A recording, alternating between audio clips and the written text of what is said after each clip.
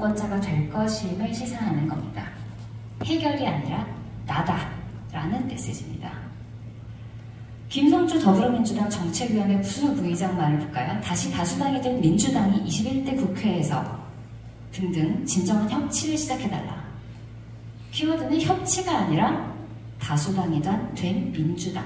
우리가 이겼다는 메시지인 겁니다.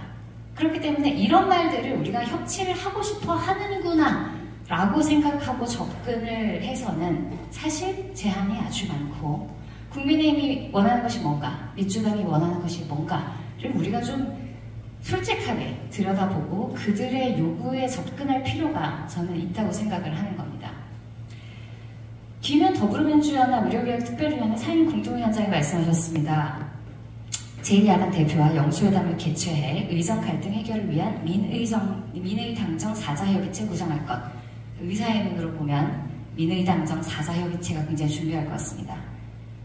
영수회담 하라는 얘기입니다. 안철수 의원이 말씀하셨죠. 협의체를 만들어 등등등 하면 좋겠다. 국민의힘은 발을 빼고 있는 상황으로 보입니다.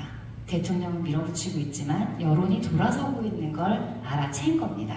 윤석열 대통령이 어제 기자회견을 했습니다. 4월 16일에는 뭐라고 얘기했냐. 노동, 교육, 연금 3대 개혁과 의료 개혁을 계속 추진하되 합리적 의견을 더 챙기고 귀 기울이겠다고 했습니다. 지금 정부의 현안은 솔직히 말하면 의료 개혁이 첫 번째가 아닙니다. 연금 개혁이 시끄럽고 노동 개혁이 시끄럽고 교육은 지금 잠시 숨어 있지만 또 국방에 관련해서 트럼프 대통령이 트럼프 전 대통령 이번에 다시 나올 것 같은데 그분이 국방 방위비 얘기를 하면서 또 이슈가 됐죠. 그래서 어제 윤석열 대통령 담화를 보면 의외로 의료개혁에 대한 지분은 굉장히 적습니다. 기자들의 질문도 거의 나오지 않았습니다. 대부분은 최상병 특검 어떻게 할 거냐, 김건희 여사 특검 어떻게 할 거냐, 트럼프 대통령이 방위비 언급한 것에 대해서 어떻게 생각하냐. 생각보다 세상의 관심은 우리를 향해 있지는 않다는 겁니다.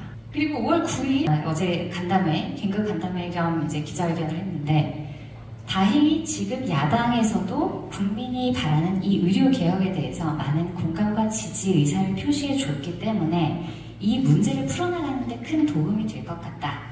책임을 나누자는 얘기입니다. 내가 혼자 하는 거 아니고 민주당 너희도 동의했지 않냐? 라는 메시지를 내는 겁니다.